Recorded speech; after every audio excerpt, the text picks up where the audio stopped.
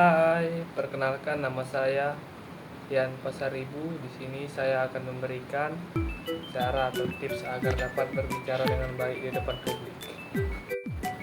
Ada beberapa cara. Yang pertama itu pernapasan. Pernapasan yang baik sangat penting ketika berbicara di depan publik karena mempengaruhi kualitas suara, intonasi, dan juga kenyamanan bagi pendengar.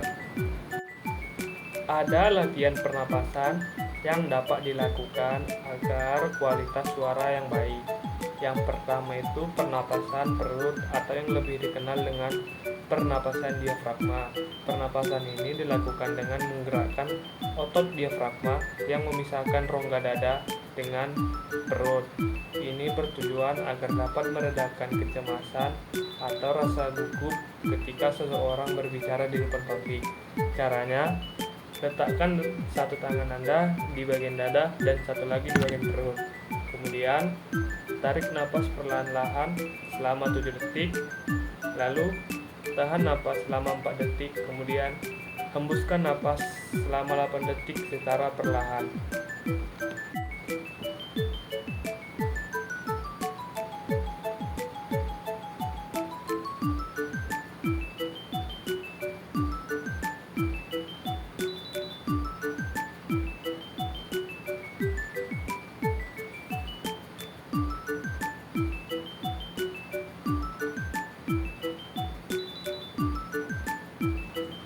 Ulangi latihan pernapasan perut ini sebanyak 8 kali.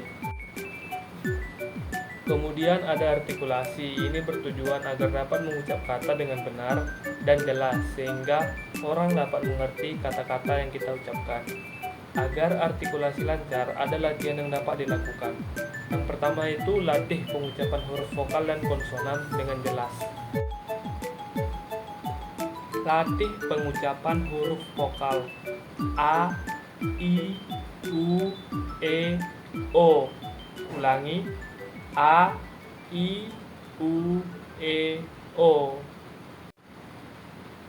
Kemudian, gabungkan dengan beberapa huruf konsonan seperti Pa, Ta, Ka, Ba, Ga, Da, Pi, Ti, Ki, Bi, Gi, Di, Ku, Tu, Ku, Bu, Gu, Du, P, T, Ke, B, G, D, Po, To, Ko, Bo, Go, Do.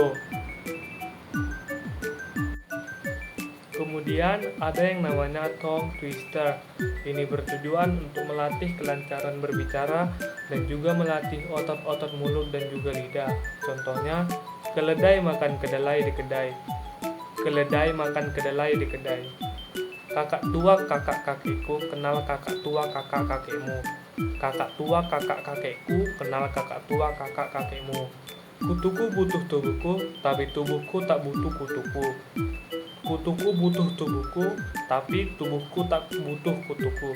Satu sate 7 tusuk, satu sate 7 tusuk. Buaya biawak buayan, buaya biawak buayan. Kemudian, ulangi contoh-contoh tersebut sebanyak 10 kali agar dapat melatih otot-otot mulut dan juga lidah.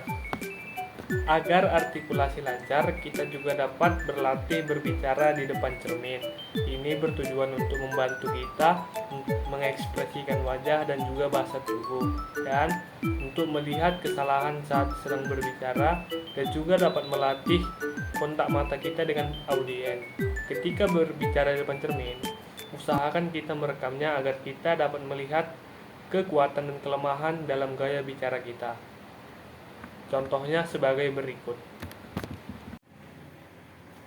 Pidato I Have a Dream dari Martin Luther King Jr. I have a dream. Saya senang bergabung dengan Anda hari ini dalam apa yang akan tercatat dalam sejarah sebagai demonstrasi terbesar untuk kebebasan dalam sejarah bangsa kita. 5 skor tahun yang lalu, seorang Amerika yang hebat, yang dalam bayangan simbolisnya kita berdiri hari ini, menandatangani proklamasi emansipasi. Keputusan penting ini datang sebagai mercusuar harapan yang besar bagi jutaan budak negro yang layu dalam api ketidakadilan yang layu. Itu datang sebagai fajar sukacita untuk mengakhiri malam panjang penawanan mereka. Tetapi 100 tahun kemudian, orang Negro masih belum bebas. 100 tahun kemudian, kehidupan orang Negro masih lumpuh oleh belenggu segregasi dan rantai diskriminasi. 100 tahun kemudian, orang Negro hidup di sebuah pulau kesepian yang miskin di tengah lautan luas kemakmuran material. 100 tahun kemudian, orang Negro masih layu di sudut-sudut masyarakat Amerika dan mendapati dirinya diasingkan di tanahnya sendiri. Jadi, kita datang ke sini hari ini untuk mendramatisir kondisi yang memalukan. Dalam arti tertentu, kita telah datang ke ibu kota bangsa kita untuk mencairkan cek. Ketika arsitek republik kita menulis kata-kata indah, konstitusi dan deklarasi kemerdekaan, mereka menandatangani surat promes yang setiap orang Amerika akan jatuh warisannya. Catatan ini adalah janji bahwa semua orang, ya, pria kulit hitam serta pria kulit putih, akan dijamin hak-hak hidup, kemerdekaan, dan pengejaran kebahagiaan. Hari ini jelas bahwa Amerika telah gagal untuk menghormati surat promes ini sejauh menyangkut warga negara kulit berwarna. Alih-alih menghormati kewajiban suci ini, Amerika telah memberi orang Negro cek buruk, cek yang telah dikembalikan, bertanda dana tidak mencukupi. Tetapi kita menolak untuk percaya bahwa bank keadilan bangkrut. Kita menolak untuk percaya bahwa tidak ada cukup dana di brankas kesempatan bangsa ini. Jadi, kita telah datang untuk mencairkan cek ini. Cek yang akan memberi kita kekayaan, permintaan keadilan, dan keamanan kebebasan. Kita juga datang ke tempat suci ini untuk mengingatkan Amerika akan urgensi yang sengit saat ini. Ini bukan waktunya untuk terlibat dalam kemewahan pendinginan atau obat penenang bertahap. Sekaranglah waktunya untuk mewujudkan janji-janji demokrasi. Sekaranglah waktunya untuk bangkit dari lembah gelap dan sunyi segregasi ke jalan yang diterangi matahari dari keadilan rasial. Sekaranglah waktunya untuk mengangkat bangsa kita dari pasir hisap ketidakadilan rasial ke batu padat persaudaraan. Sekaranglah waktunya untuk membuat keadilan menjadi kenyataan bagi semua anak Tuhan. Akan berakibat fatal bagi bangsa untuk mengabaikan urgensi saat ini. Musim panas yang terik dari ketidakpuasan sah Negro tidak akan berlalu sampai ada musim gugur yang menyegarkan dari kebebasan dan kesetaraan.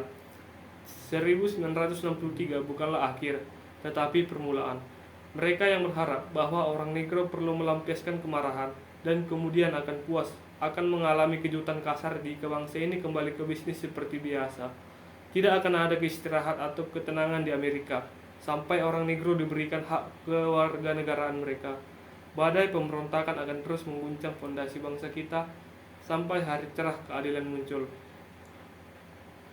Ada sesuatu yang harus saya katakan kepada orang-orang yang berdiri di ambang pintu hangat yang mengarah ke istana keadilan.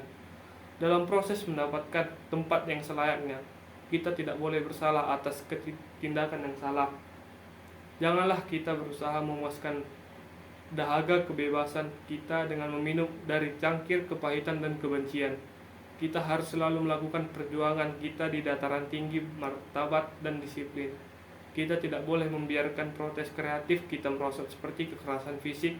Sekali lagi, kita harus bangkit ke ketinggian megah untuk memenuhi kekuatan fisik dan kekuatan jiwa.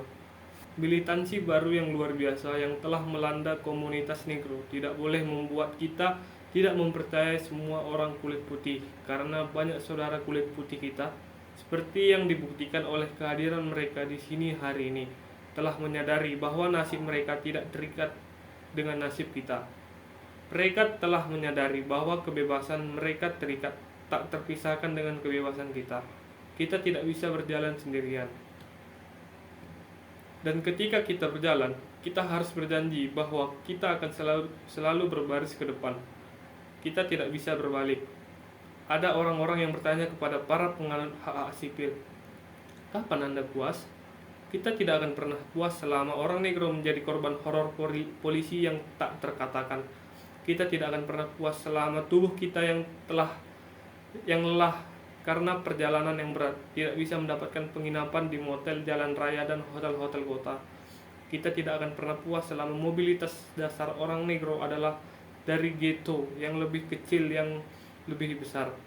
Kita tidak akan pernah puas selama anak-anak kita dilucuti dari harga diri mereka oleh tanda-tanda yang merampas hanya untuk orang kulit putih. Kita tidak akan pernah puas selama orang negro di Mississippi tidak dapat memilih dan seorang negro di New York percaya dia tidak memiliki apapun untuk dipilih. Tidak, tidak. Kita tidak puas, dan kita tidak akan puas sampai keadilan mengalir seperti air dan kebenaran seperti aliran yang deras. Saya tidak lupa bahwa beberapa dari Anda telah datang ke sini dari cobaan besar dan kesengsaraan. Beberapa dari Anda baru saja datang dari sel penjara yang sempit. Beberapa dari Anda telah datang dari daerah-daerah di mana upaya Anda untuk kebebasan telah membuat Anda babak belur oleh badai penganiayaan yang terhuyung-huyung oleh angin kekejaman polisi. Anda telah menjadi veteran penderitaan kreatif. Teruslah bekerja dengan keyakinan bahwa penderitaan yang tidak pantas bersifat penebusan. Kembalilah ke Mississippi, kembalilah ke Alabama, kembalilah ke South Carolina, kembalilah ke Georgia, kembalilah ke Louisiana, kembalilah ke daerah kumuh dan ghetto di kota-kota utara kita. Mengetahui bahwa entah bagaimana situasi ini bisa dan akan diubah. Janganlah kita bergelut di lembah keputusasaan. Jadi saya katakan kepada Anda hari ini, teman-teman saya, bahwa meskipun kita menghadapi kesulitan hari ini dan besok, saya masih memiliki mimpi. Itu adalah mimpi yang berakar dalam mimpi Amerika. Saya memiliki mimpi bahwa suatu hari bangsa ini akan bangkit dan hidup sesuai dengan makna sebenarnya dari keyakinannya. Kami memegang kebenaran ini sebagai bukti nyata bahwa semua manusia diciptakan sama. Saya memiliki mimpi bahwa suatu hari bukit-bukit merah di Georgia, putra-putra mantan budak dan putra-putra mantan pemilik budak akan dapat duduk bersama di meja persaudaraan. Saya memiliki mimpi bahwa suatu hari bahkan negara bagian Mississippi, negara bagian yang gerah oleh panasnya ketidakadilan, gerah oleh panasnya penindasan, akan diubah menjadi oasis kebebasan dan keadilan. Saya memiliki mimpi bahwa keempat anak kecil saya suatu hari nanti akan hidup di negeri di mana mereka tidak akan dinilai dari warna kulit mereka, tetapi dari isi karakter mereka. Saya memiliki mimpi hari ini. Saya memiliki mimpi bahwa suatu hari nanti di Alabama, dengan para rasisnya yang ganas, dengan gubernurnya yang bibirnya menetes dengan kata-kata interposisi dan pembatalan, suatu hari di sana, di Alabama, anak-anak kecil dan perempuan kulit hitam kecil akan dapat bergabung dengan anak laki-laki dan perempuan kulit putih kecil sebagai saudara perempuan dan saudara laki-laki. Saya memiliki mimpi hari ini. Saya memiliki mimpi bahwa suatu hari nanti di setiap lembah akan ditinggikan dan setiap bukit dan gunung akan dibuat rendah. Tempat-tempat kasar akan dibuat datar dan tempat-tempat bengkok akan dibuat lurus, dan kemuliaan Tuhan akan dinyatakan dan semua daging akan melihatnya bersama-sama. Inilah harapan kita. Inilah iman yang akan kembali dengannya ke selatan. Dengan iman ini kita akan mampu memotong dari gunung keputusasaan sebuah batu harapan. Dengan iman ini kita akan mampu mengubah pertengkaran sumbang bangsa kita menjadi simfoni persaudaraan yang indah. Dengan iman ini kita akan mampu bekerja sama, berdoa bersama, berjuang bersama, pergi ke penjara bersama, berdiri bersama untuk kebebasan, mengetahui bahwa suatu hari kita akan bebas. Dan ini akan menjadi hari ini. Ini akan menjadi hari ketika semua anak Tuhan akan dapat bernyanyi dengan makna baru. Negaraku, ini kamu, tanah kebebasan yang manis. Tentang kamu aku bernyanyi. Tempat tanah ayahku meninggal, tanah kebanggaan para peziarah. Dari setiap gunung, biarkan kebebasan berdering. Dan jika Amerika akan menjadi bangsa yang hebat, ini harus menjadi kenyataan. Jadi, biarkan kebebasan berdering dari puncak bukit New Hampshire yang luar biasa. Biarkan kebebasan berdering dari gunung-gunung perkasa New York. Biarkan kebebasan berdering dari ketinggian yang mempercepat Allegheny, Pennsylvania. Biarkan kebebasan berdering dari puncak berbatu Colorado yang melengkung. Biarkan kebebasan berdering dari tanjakan bukit California. Tetapi tidak hanya itu, biarkan kebebasan berdering dari Stone Mountain of Georgia. Biarkan kebebasan berdering dari Lookout Mountain, Tennessee. Biarkan kebebasan berdering dari setiap bukit dan gundukan Mole Hill, Mississippi, dari setiap sisi. Sekian materi yang saya sampaikan. Semoga bermanfaat bagi para pendengar. Terima kasih.